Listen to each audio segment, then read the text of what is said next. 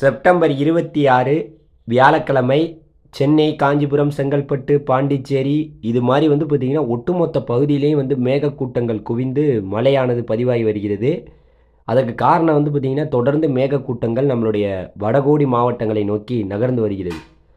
இது பார்த்திங்கன்னா நம்ம முன்னாடியிலேருந்தே சொல்லிக்கிட்டு இருந்தோம். அது மட்டும் இல்லாமல் இந்திய வானிலை ஆய்வு மையம் 5 நாளைக்கு பார்த்திங்கன்னா அலர்ட் கொடுத்துருந்தாங்க.